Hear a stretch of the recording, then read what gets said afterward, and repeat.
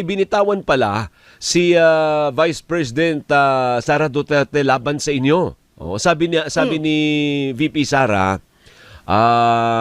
sinasabi ko na nga paulit-ulit na si Claire Castro ay nagdadala yan ng kahihiyan sa ating bayan dahil tinawag siyang na spokesman ng Office of the President. At siyempre, kapag nagsasalita ang Office of the President, makikinig ang buong mundo, hindi lang po ang mga kababayan natin. At siyempre, kapag ganun yung nagsasalita at ganun yung sinasabi ng nagsasalita, ay nagdadala siya ng kahihiyan sa bayan natin. Kaya dapat, hindi na po siya pinakikinggan at pinapansin. Ano sagot niyo, Yusek? Wow, talaga lang Ibig sabihin, ayaw niyang mapakinggan ng taong bayan yung katotohanan. At ayaw niya siguro malaman ng taong bayan na siya yung nagiging source ng fake news. Alam mo, Alvin, ang pagsasabi ng katotohanan, hindi po yan nakakahiya. Ang nakakahiya, yung madalas nalang ginagawa, na gumagawa lamang at nagtatahi-tahi ng kwento. Sabi ko nga, na-enumerate ko na ang iilan sa mga sinabi niyang fake. 'Di ba? Binanggit ko na, yung sinabi niyang pambaboy lang, or panghayop lang. Yung 20 pesos na binanggit at ipinangako ng Pangulo sa taong bayan na ngayon ay nararanasan at nag-e-enjoy na ang ating mga kababayan sa 20 pesos na bigas dito sa Kadiwa Centers. Na Kadiwa ng Pangulo. Meron pa, di ba, natatandaan mo, yung fake news na, or rather, altered na police blotters mula sa Beverly Hills, sa kanyang galing kwento yun. Mismo ang ABS-CBN, through Pia Gutierrez, ang sabi na altered yung police blotter na kanilang pinangangalandakan. So, yung mga video, mga kaalyado nila yan Inigil niya ba? Sino ba mas nakakahiya? Hindi ba mas nakakahiya yung naging anak ka ng most corrupt ng 2017? Sino ba sinabing ng OCCRP na most corrupt ng 2017? Ang dating Pangulong Duterte. Di ba mas nakakahiya yata ang tawaging anak ng isang corrupt? Di ba? At alam mo mga Alvin, ganito yung mga ganitong klase mga pasaring ng Vice Presidente, utak buitre to Alam mo yun, parang naghihintay ng maaaring sabihing pangit or negatibo sa Pangulo para manguna. Diba? Mga utak buitre. Nangingiti ako. Dahil bukas araw ng mga puso, pero ang laman ng istorya natin patot sa dahan, Yusek. Hindi naman kasi kapag nanguna ka kasi ng fake news, wala naman kaming gagawin kung hindi patunayan na mali ka. So wag kang gumawa lang naman ng kwento na wala kang patutunayan.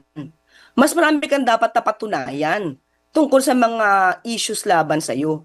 Pero bakit iniiba mo ang kwento mo? Iniiba mo yung issue. Ang daming issue nakaharap sa'yo, sasabihin mo, you want bloodbath? O nasaan yung bloodbath mo? 'Di ba? So yun yung mga issues na dapat mong kaharapin. Huwag siyang gumawa ng intriga. Ang nangyayari kasi sa kanya ngayon, ang numero unong trabaho ng Vice Presidente, manira sa Pangulo. Yan. And speaking of fake news, I understand you also called the attention of the former presidential spokesperson, si Attorney Harry Roque, na fake news din kaugnay sa akusasyon na may kanser ang presidente. Actually, sinagot na po yan ni Roque. Nakita ko sa feed ko, lumabas din Sabi niya, wala akong inaakusa, tinatanong ko lang.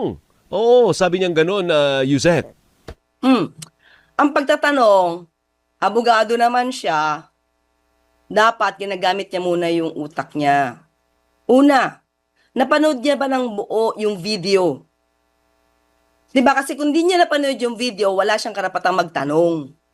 Kasi may video naman, di naman nakatago yung video nasa live stream naman yan Pagtaas ng Pangulo ng dalawa niyang kamay habang kanan, kaliwa, nakita tumaas yung kanyang polo barong So, alam mo na nagsisinungaling ka. 'Di ba? Nagsisinungaling ka para makagawa ka ng intriga. So, instead, kasi nakita naman niya tumaas yung kamay, kaya nga sasabi niya parang may nalukot na polo yung polo ng Pangulo. Kung nanood ka ng video, mas uunahin niyang pag-usapan yung ano ang hinahatid ng Pangulo na good news Oo. para sa ating mga guro. Hindi yung titignan niya kung ano yung nasa utak niyang ginagawa niyang kwento para makapagbigay ng intriga. Hindi ba? Ay, ibig Huwag mo mong sabihin, sabihin Yusek, parang may mali siya. May mali May siya mali yung siya. pagkakatanong. Yun ang ibig mo sabihin. Yes, hindi mo kailangan tanungin kung napanood mo yung video. Isang, excuse me for the word, isang kabobohan ang magsabi ka kung may colostomy bag kung hindi mo napanood yung buong video. Hindi ba?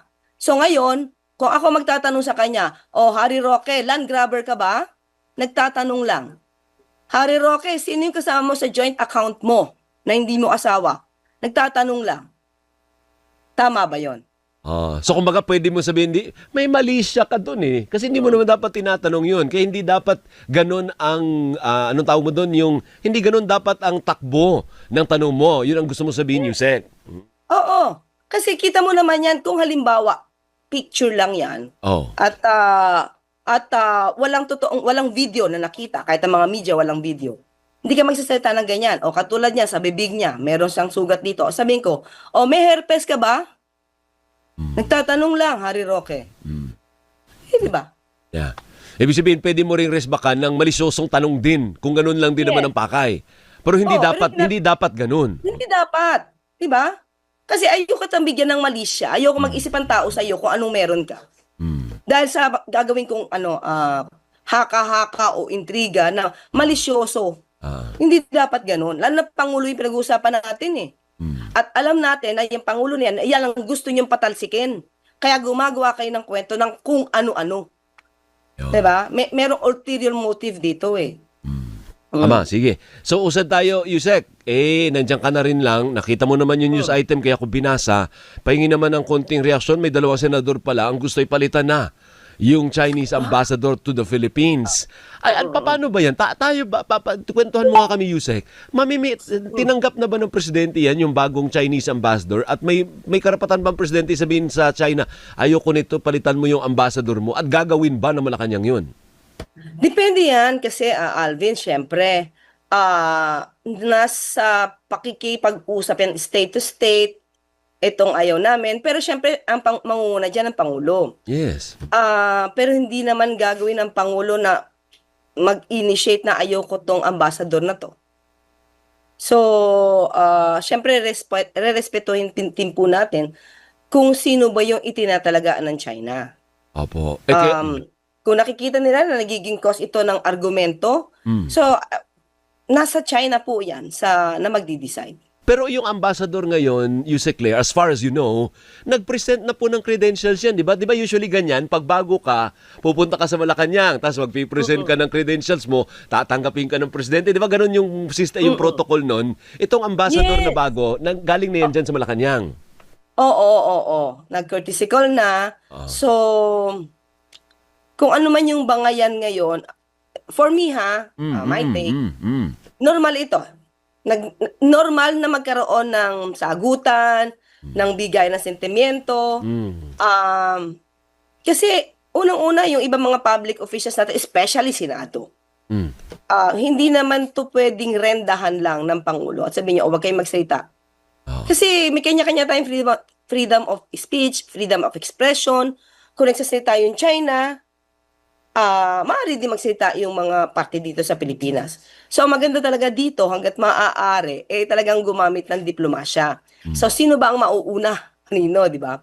Kasi nabanggit ni Senator Kiko, teka lang, hindi naman Pilipinas ang nangunang magawa ng caricature. Diba? So, di ba sana pareho lang? Sana respetuhan lang ng dalawang bansa. Speaking of the word pigilan, pipigilan na ba na Malacanang si Commodore J. Tariela sa pagsasalita? Kasi yun ang tinatarget naman ni Senador Marcoleta at ni Alan Peter Cayetano. Yung Tariela na yan ang punot dulo. Ika ng dalawa. So ang tanong, patitigilin ba na Malacanang si J. Tariela sa pagsasalita laban sa pambubuli naman ng China? Kasi si Commodore Tariela, spokesperson siya for the operations. So kung ang mga sinasabi niya naman ay hindi naman polisiya, patungkol sa operasyon, at ito naman ay hindi lumalabag sa batas, hindi naman dapat rendahan. 'Di ba? Kasi kung ang ipinagtatanggol din naman niya ay karapatan ng Pilipinas, um, not going beyond the laws, so hindi naman siya dapat pigilan. Ang wag lang niyang kumaga pupuntahan o may encroach yung patungkol sa polisiya. Kasi ito po ay sakop naman ng DFA. Opo. Kaya may spokesperson naman ng DFA patungkol sa West Philippine Sea because polisiya naman yon. Hindi naman pwedeng ma-encroach din naman ng DFA yung trabaho ng PCG, ng Philippine Coast Guard patungkol sa kanilang operasyon. So ang instruction So, kay Commodore J, carry on lang. Tuloy lang siya. Kahit maraming naiirita sa kanya sa kampo po ng Pro Duterte, tuloy lang siya. Basta, ang bili lang ng Pangulo, dapat hindi tayo lalabag kung ano yung nasa batas, kung ano yung nasa rules, kung ano yung protocol, ano yung diplomasya. Huwag tayong lalabag doon. Diba? Yun naman po yung ang bili ng Pangulo. And at the same time, ito kasi nadinig ko sa debate, dagdag ko na lang to ha. Sige po. Ang sabi kasi, di ba, ni Senator Kiko, may caricature din ang Pangulo, ginawan din nila yan. Kasi yun yung una nilang tinitake up eh. Oo. Ang sabi ni Senator Alan, hayaan na ang DFA ang parang mag-issue dyan or magsalita yung tungkol mag-deal dyan. dyan. DFA DFA to the social, to the para state-owned media ng China. Correct. Itong tanong natin, kung DFA ang magsasawata or at least mag-call out doon sa state media, state-owned media ng China, bakit kayo mga senadora nagko-call out kay General Tariela? Ay, rather, Commodore Tariela? O di dapat DFA na rin?